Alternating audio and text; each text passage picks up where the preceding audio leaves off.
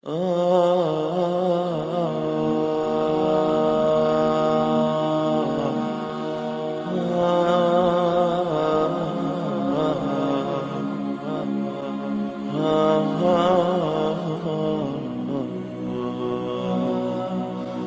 پاک صلی اللہ علیہ وسلم یہ سارا قرآن ہمیں سنا رہے تھے اور جو کچھ ہمیں ارشاد فرما رہے تھے، اس وقت بیت المقدس پر قبضہ کس کا تھا؟ اس وقت بیت المقدس پر قبضہ عیسائیوں کا تھا، یہودیوں کا نہیں تھا، عیسائیوں کا قبضہ تھا۔ یہ ساری سلطنت روما کے قبضے میں یہ ایریا تھا، یہ شام، اس وقت جس کو شام کہا جاتا تھا۔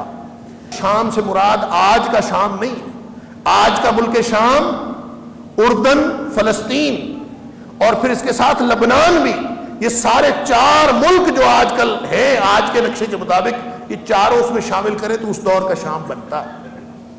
اور نبی پاک صلی اللہ علیہ وسلم نے شام والوں کے لیے بڑی فضیلتیں بتائی۔ آپ نے یہ بھی فرمایا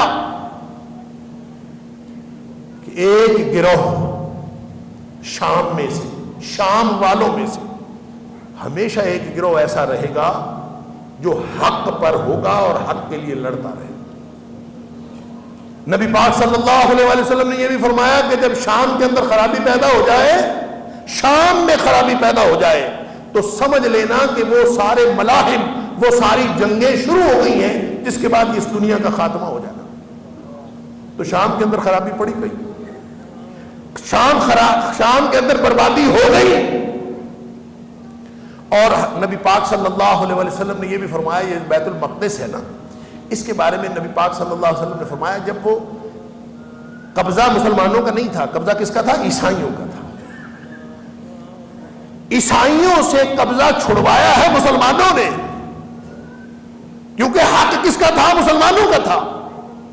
اور یہ نبی کریم صلی اللہ علیہ وسلم کے دور میں نہیں ہوا۔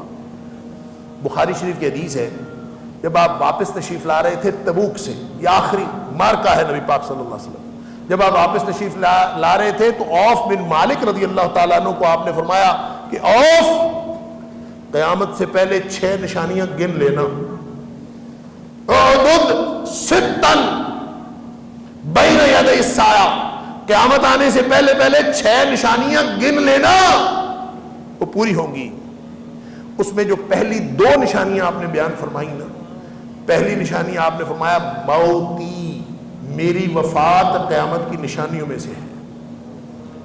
پھر فرمایا میری وفات کے بعد فتح بیت المقدس،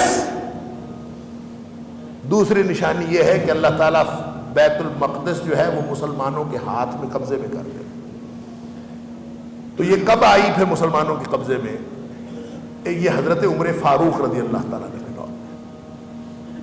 حضرت عمر فاروق رضی اللہ تعالیٰ عنہ نے جب جنگ یرموک ہوئی ہے، ایک تو جنگ یرموک 2 دفعہ ہوئی ہے، ایک وہ ہوئی ہے جو حضرت ابوبکر صدیق رضی اللہ تعالیٰ عنہ کے بالکل آخری دنوں میں، اور دوسرا بڑا مارکہ حضرت عمر فاروق رضی اللہ تعالیٰ عنہ کے ابتدائی دنوں میں ہوا۔ پہلے مارکے کے سپہ سالار حضرت ابو عبیدہ بن جراح رضی اللہ تعالیٰ عنہ تھے، اور دوسرے مارکے کے سپہ سالار حضرت خالد بن ولید رضی اللہ تعالیٰ عنہ۔ اس وقت حضرت عمر فاروق رضی اللہ تعالیٰ جب وہاں پہنچے ہیں اور جا کے قبضہ لیا ہے، جس کا ذکر میں نے گزشتہ جمعے میں بھی کیا، وہ قبضہ کن سے لیا تھا؟ یہودیوں سے نہیں لیا، وہ قبضہ عیسائیوں سے لیا تھا۔ عیسائی تھے اس وقت مسجد اقصی پر قابض، اور مسجد اقصی سے مراد، ایک دفعہ پھر میں عرض کر دوں، نہ قبہ صخرہ ہے جو سنہری ڈوم نظر آتا ہے، گولڈن ڈوم، نہ وہ مراد ہے مسجد اقصی سے، نہ مسجد اقصی سے مراد وہ بلیک کلر کا سیاہ رنگ کا وہ گنبد ہے جو مسجد عمر جس کو کہا جاتا ہے، جو حضرت عمر فاروق رضی اللہ تعالیٰ جب وہاں پہ جس جگہ پہ انہوں نے نماز پڑھی تھی اس جگہ جو بنائی گئی ہے وہ مسجد عمر ہے۔ کچھ لوگ کہتے ہیں مسجد اقصی یہ ہے، وہ نہیں ہے۔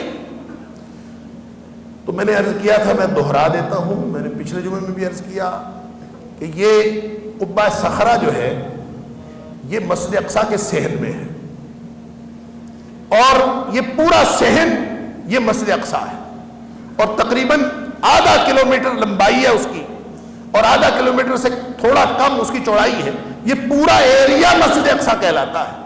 اور اسی کے ایک طرف جو ہے وہ دیوار موجود ہے جس کو یہودی دیوار گریہ کہتے ہیں، اور یہ اس کو ہیکل سلیمانی کا حصہ قرار دیتے ہیں، حالانکہ ہیکل سلیمانی ہو یا تعمیر داؤدی ہو، نبی پاک صلی اللہ علیہ وسلم نے فرمایا داؤد علیہ السلام نے بھی مسجد اقصی کو تعمیر کیا اور سلیمان علیہ السلام نے بھی مسجد اقصی کو تعمیر کیا۔ اب وہ جو پوری مسجد اقصی، حضرت عمر فاروق رضی اللہ تعالیٰ نے جا کے جب معاہدہ کیا تھا تو معاہدہ عیسائیوں سے ہوا تھا، یہودیوں سے نہیں ہوا تھا۔ اس کا مطلب یہ ہوا کہ چونکہ تاریخی طور پر کرونولوجیکل آرڈر سے اگر آپ تاریخی اعتبار سے دیکھیں تو ماضی کے مسلمان موسیٰ علیہ السلام کے پیروکار تھے، اور اس کے بعد کے مسلمان حضرت محمد کریم تاجدار انبیاء خاتم النبیین صلی اللہ علیہ وآلہ وسلم کے پیروکار ہیں۔